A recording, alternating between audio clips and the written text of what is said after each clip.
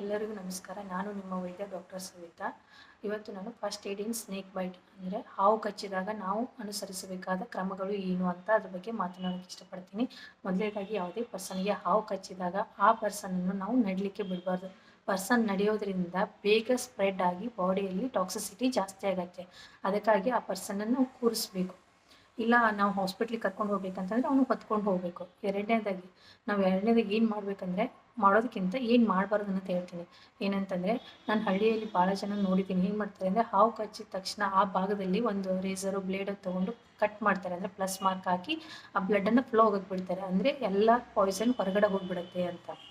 ನಾನು ನಿಮಗೆ ಒಂದು ಎಕ್ಸಾಂಪಲ್ ಕೊಡ್ತೀನಿ. ಏನಂದರೆ ಒಂದು ಗ್ಲಾಸ್ ಆಫ್ ವಾಟರ್ ತೊಗೊಳ್ಳಿ, ಅದರಲ್ಲಿ ಒಂದು ಡ್ರಾಪ್ ಇಂಕ್ ಹಾಕಿ. ಡೈಲ್ಯೂಟ್ ಆಗೋಕ್ಕೆ ಎಷ್ಟು ಸಮಯ ಬೇಕಾಗುತ್ತೆ? It takes only 3 to 5 seconds.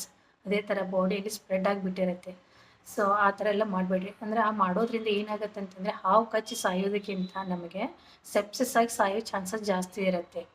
ಆ ರೇಸರು ಬ್ಲೇಡು ಎಲ್ಲ ಅನ್ಸ್ಟೆರೈಲ್ ಇರೋದ್ರಿಂದ. ಮೂರನೇದಾಗಿ ಏನಂತಂದರೆ ಭಾಳಷ್ಟು ಜನ ಏನು ಮಾಡ್ತಾರೆ, ಹಾವು ಕಚ್ಚಿದ ತಕ್ಷಣ ಈ ಕೈ ಕಚ್ಚಿದ್ರೆ ಮುಂಗೈಗೆ ಒಂದು ಯಾವುದೋ ಹಗ್ಗೋ ಅಥವಾ ಯಾವುದೋ ಒಂದು ಬಟ್ಟೆ ತೊಗೊಂಡು ಟೈಟಾಗಿ ಕಟ್ಬಿಡೋದು. ಅಂತಂದರೆ ಮೇಲ್ಗಡೆ ಹೋಗಬಾರ್ದು ವಿಷ ಅಂತ. ಇದಕ್ಕೆ ನಾನು ಒಂದು ಎಕ್ಸಾಂಪಲ್ ಕೊಡ್ತೀನಿ. ಆಗಲೇ ಹೇಳಿದಂಗೆ ಒಂದು ಗ್ಲಾಸ್ ಆಫ್ ವಾಟರ್ ತೊಗೊಳ್ಳಿ, ಇನ್ನೊಂದು ಬಕೆಟಲ್ಲಿ ಒಂದು ಬಕೆಟ್ ನೀರು ತೊಗೊಳ್ಳಿ. ಅದಕ್ಕೆ ಎರಡಕ್ಕೂ ಒಂದೊಂದು ಡ್ರಾಪ್ ಇಂಕ್ ಹಾಕಿ. ಇದರಲ್ಲಿ ಕಾನ್ಸಂಟ್ರೇಟೆಡ್ ಡೈಲ್ಯೂಷನ್ ಆಗುತ್ತೆ, ಅಲ್ಲಿ ಫುಲ್ ಡೈಲ್ಯೂಟ್ ಆಗಿಬಿಡುತ್ತೆ. ಅದೇ ಥರ ನಮ್ಮ ಬಾಡಿಯಲ್ಲಿ ನಾವು ಫುಲ್ ಕಟ್ಟದೆ ಹಾಗೆ ಬಿಟ್ಟರೆ ಇಡೀ ಬಾಡಿಗೆಲ್ಲ ಹೋಗಿಬಿಡುತ್ತೆ ವಿನಸ್ಸು. ಸೊ ನಮಗೆ ಅದು ಹಾರ್ಮ್ ಮಾಡೋದು it takes time to harm. So concentrated ಇತ್ತಂತಂದರೆ ಈ ಕೈ ಇಷ್ಟು ಮುಂಗೈ ಕಟ್ಬಿಟ್ರೆ ನಾವು ಮುಂಗೈಯಲ್ಲಿ ಮಾಲಿಕ್ಯುಲರ್ ಲೆವೆಲಲ್ಲಿ ಸೆಲ್ ಡೆತ್ ಆಗಿ ನೆಕ್ರೋಸಿಸ್ ಆಗುತ್ತೆ.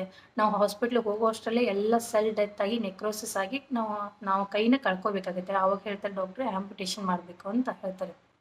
ಸೊ ಅದಕ್ಕಾಗಿ ಹಾವು ಕಚ್ಚಿದಾಗ ನಾವು ಕಟ್ಟೋದಾಗಲಿ, ಆಮೇಲೆ ಮಾರ್ಕ್ ಅದನ್ನು ಕಟ್ ಮಾಡಿ ಬ್ಲಡ್ ಫ್ಲೋ ಆಗಕ್ಕೆ ಬಿಡೋದಾಗಲಿ, ಇನ್ನೂ ಕೆಲವೊಂದಿಷ್ಟು ಪಿಕ್ಚರೆಲ್ಲ ನೋಡಿಬಿಟ್ಟು ಸಕ್ ಮಾಡ್ತಾರೆ. ಸಕ್ ಮಾಡಿ ಉಗಿಯೋದಂತೆ. ಆ ಬ್ಲಡ್ಡನ್ನು ಆ ಏರಿಯಾದಿಂದ ಸಕ್ ಮಾಡಿದ್ರಿಂದ ವೀನಸ್ ಅಂದರೆ ಪಾಯ್ಸನ್ ನಾವು ಹೊರಗಡೆ ತೆಗೆದು ಉಗ್ದಂಗೆ.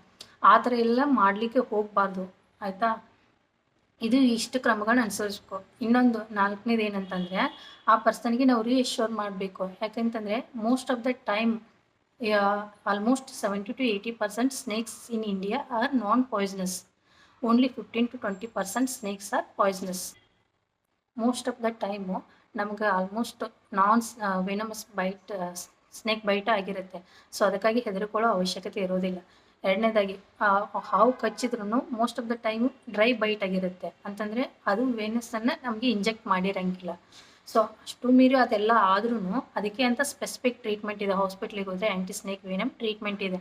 ಆ ಟ್ರೀಟ್ಮೆಂಟ್ ತಗೊಳ್ಳೋದ್ರಿಂದ ಯಾವುದೇ ರೀತಿಯಾದಂಥ ಗ್ಯಾಂಗ್ರೀನ್ ಆಗೋದ್ರಿಂದಾಗಲಿ ಡೆತ್ ಆಗೋದಿಲ್ಲ. ಅದಕ್ಕಾಗಿ ಸರಿಯಾದ ಸಮಯದಲ್ಲಿ ನಾವು ಏನು ಮಾಡಬೇಕು ಅನ್ನೋದು ನಮ್ಗೆ ಗೊತ್ತಿರಬೇಕಾಗತ್ತೆ. ನೆಕ್ಸ್ಟು ಇಮಿಡಿಯೇಟ್ಲಿ ಪೇಷಂಟ್ನ ಹಾಸ್ಪಿಟ್ಲಿಗೆ ಕರ್ಕೊಂಡು ಹೋಗ್ಬೇಕಾಗತ್ತೆ. ಅಲ್ಲಿ ಹೋಗಿ ಡಾಕ್ಟ್ರಿಗೆ ಎಲ್ಲ ಇನ್ಫಾರ್ಮೇಷನ್, ಹಾವು ಹೇಗಿತ್ತು, ಎಷ್ಟು ಟೈಮಿಗೆ ಆಯಿತು, ನೀವೇನೇನು ಮಾಡಿದ್ದೀರಾ ಟ್ರೀಟ್ಮೆಂಟ್, ಅದನ್ನೆಲ್ಲ ಹೇಳಬೇಕಾಗತ್ತೆ. ನಿಮಗೆ ಆ ಸಮಯದಲ್ಲಿ ನಿಮ್ಮ ಹತ್ರ ಮೊಬೈಲ್ ಇತ್ತು, ಆ ಜಾಗದಲ್ಲಿ ಸ್ನೇಕ್ ಅವೈಲೇಬಲ್ ಇತ್ತು ಅಂತಂದರೆ ಅದ್ರ ಪಿಕ್ಚರ್ ತೊಗೊಂಡು ಡಾಕ್ಟ್ರಿಗೆ ತೋರಿಸಿ. ಇಲ್ಲ ನಾನು ಸ್ನೇಕ್ ತೊಗೊಂಡು ಹಾಸ್ಪಿಟ್ಲಿಗೆ ಹೋಗ್ಬೇಕು ಸರಿಗೆ ತೋರಿಸ್ಬೇಕು ಅಂತೇಳಿ ಆ ಹಾವನ್ನು ಹುಡುಕೋ ಸಮಯನ ವ್ಯರ್ಥ ಮಾಡಬೇಡ್ರಿ. ಆ ಸಮಯ ಭಾಳ ಕ್ರೂಷಿಯಲ್ ಆಗಿರುತ್ತೆ. ಇಮಿಡಿಯೇಟ್ಲಿ ನೀವು ಹಾಸ್ಪಿಟ್ಲಿಗೆ ಪೇಷಂಟ್ ಕರ್ಕೊಂಡು ಹೋಗಬೇಕಾಗತ್ತೆ. ಇನ್ನೂ ನಾನು ಹಳ್ಳಿಯಲ್ಲಿ ನೋಡಿದ್ದೀನಿ. ಏನಂತಂದರೆ ಹಾವು ಕಚ್ಚಿದಾಗ ಹಾಸ್ಪಿಟ್ಲಿಗೆ ಹೋಗೋದಕ್ಕಿಂತ ಮುಂಚೆ ಊರಲ್ಲಿ ಯಾರೋ ಔಷಧ ಕೊಡ್ತಾರೆ, ಹಾವು ಕಚ್ಚಿದ ಔಷಧ ಕೊಡ್ತಾರೆ, ಅದರಿಂದ ಕಡಿಮೆ ಆಗುತ್ತೆ ಅಂತ ಹೇಳ್ತಾರೆ. ಮತ್ತು ಅವ್ರು ಇನ್ನೂ ವಾದನೂ ಮಾಡ್ತಾರೆ. ಏನಂದರೆ ನಮಗೆ ಎಷ್ಟೋ ಸರಿ ಹಾವು ಕಚ್ಚಿದಾಗ ನಾವು ಅವ್ರ ಹತ್ರನೂ ಹೋಗಿದ್ದೀವಿ, ಅದರಿಂದ ನಮ್ಗೆ ಕಡಿಮೆ ಆಗಿದೆ ಅಂತಲೂ ಹೇಳಿದ್ದಾರೆ. ನಾನು ಇದಕ್ಕೆ ರೀಸನ್ ಏನಕ್ಕೆ ಕಡಿಮೆ ಆಗಿದೆ ಅಂತ ಹೇಳ್ತೀನಿ ನೋಡಿ. ಮೋಸ್ಟ್ ಆಫ್ ದ ಟೈಮ್ ನಾನು ಆಗಲೇ ಹೇಳ್ದಂಗೆ 70 to 80% snakes are non poisonous, non venomous snakes ಇರ್ತವೆ. ಸೊ ಅದೇ ಬೈಟ್ ಆಗಿರುತ್ತೆ. ನೀವು ಅಲ್ಲಿ ಹೋಗಿ ಔಷಧ ಕೊಡಿಸ್ಲಿ ಇಲ್ಲ ಕೊಡಿಸ್ದೇ ಇದ್ರೂ ನೀವು ಉಳಿತೀರ ಆ ಹಾವು ಕಚ್ಚಿದಾಗ. ಸೊ ಹಂಗಾಗಿ ನೀವು ಉಳಿದಿರ್ಬೋದು. ಬಟ್ ಈ ಸಮಯದಲ್ಲಿ ನಿಮಗೆ ಸ್ನೇಕ್ ಬೈಟು ಅದು ವೆನಮಸ್ ಆಗಿದ್ರೆ ಏನು ಮಾಡ್ತೀರಾ? ಸೊ ಅದಕ್ಕಾಗಿ ಯಾವುದೇ ಟೈಮ್ದಲ್ಲಿ ನೀವು ರಿಸ್ಕ್ ತಗೋಬೇಡಿ. ಯಾಕಂತಂದರೆ ಸಮ್ಟೈಮ್ಸ್ ಅವರು ಔಷಧ ಕೊಡೋದ್ರಿಂದ ನಮಗೆ ರಿಯಾಕ್ಷನ್ ಆಗೋದ್ರ ಚಾನ್ಸಸ್ ಇರುತ್ತೆ. ಸೊ ಅದಕ್ಕೆ ಅಂತಲೇ ಗೌರ್ಮೆಂಟು ಟ್ರೀಟ್ಮೆಂಟ್ ಇದೆ. ಗೌರ್ಮೆಂಟು ಫ್ರೀಯಾಗಿ ಟ್ರೀಟ್ಮೆಂಟು ಕೊಡ್ತಾರೆ ಗೌರ್ಮೆಂಟ್ ಹಾಸ್ಪಿಟ್ಲಲ್ಲಿ.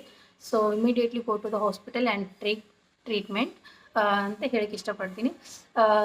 ಈ ಇನ್ಫಾರ್ಮೇಷನ್ ಎಲ್ಲರಿಗೂ ಯೂಸ್ಫುಲ್ ಆಗಿದೆ ಅಂದ್ಕೊತೀನಿ. ಯಾಕಂತಂದರೆ ಎಷ್ಟೋ ಜನಕ್ಕೆ ಏನು ಮಾಡಬಾರ್ದು ಅನ್ನೋ ಗೊತ್ತಿರೋಂಗಿಲ್ಲ. ಸೊ ಏನೇನೋ ಮಾಡ್ತಿರ್ತಾರೆ, ಹಾಗಾಗಿ ಜೀವ ಕಳೆದುಕೊಳ್ಳೋ ಚಾನ್ಸಸ್ ಇರುತ್ತೆ. ನಿಮಗೆ ಯೂಸ್ಫುಲ್ ಆದರೆ ಬೇರೆಯವ್ರಿಗೂ ಈ ಇನ್ಫಾರ್ಮೇಷನ್ ಯೂಸ್ ಆಗಲಿ ಅಂತ ಅವ್ರಿಗೆ ಶೇರ್ ಮಾಡಿ. ನಿಮ್ಗೆ ಇಷ್ಟ ಆದರೆ ಲೈಕ್ ಮಾಡಿ, ನನ್ನ ಯೂಟ್ಯೂಬ್ ಚಾನಲ್ನ ಸಬ್ಸ್ಕ್ರೈಬ್ ಮಾಡಿ. ಇದೇ ಥರ ಯಾವುದೇ ವಿಷಯದ ಬಗ್ಗೆ ನಿಮಗೆ ಇನ್ಫಾರ್ಮೇಷನ್ ಬೇಕಾಗಿದ್ದರೆ ಕಮೆಂಟ್ ಬಾಕ್ಸಲ್ಲಿ ಕಮೆಂಟ್ ಮಾಡಿ. ಆ ವಿಷಯದ ಬಗ್ಗೆ ನಾನು ಮುಂದಿನ ವಿಡಿಯೋದಲ್ಲಿ ನಿಮ್ಮೊಂದಿಗೆ ಮಾತನಾಡ್ತೀನಿ. ಅಲ್ಲಿವರೆಗೂ ಧನ್ಯವಾದಗಳು. Thank you.